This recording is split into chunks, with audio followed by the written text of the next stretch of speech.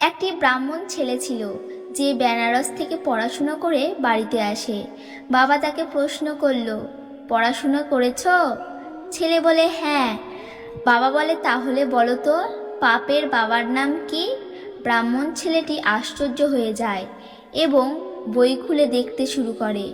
তারপরে বলে, গুরুজি তো আমাকে এটা কোনোদিনও পড়ায়নি যে পাপের বাবার নাম কি। বাবা বলে তাহলে যাও, তুমি তোমার গুরুর কাছে শুনে আসো, না হলে নিজেই স্বয়ং খুঁজে বের করো। আর যতক্ষণ না এর উত্তর পাবে ততক্ষণ বাড়িতে আসবে না।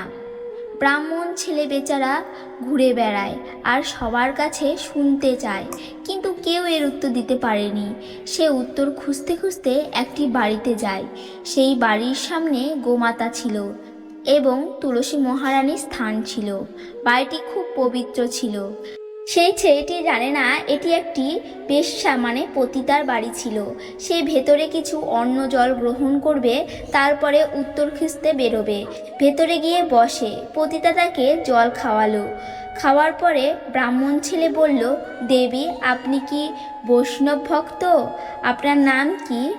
পতিতা হেসে বলে, আমি কোনো বৈষ্ণব নয়, আমি এই নগরের পতিতা।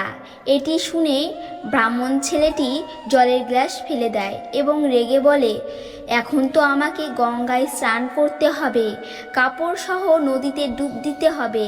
আমি অনেক বড় অপরাধ করেছি। পাপের বাবাকে খুঁজতে গিয়ে আমি এক পতিতার বাড়িতে জল খেয়ে নিলাম।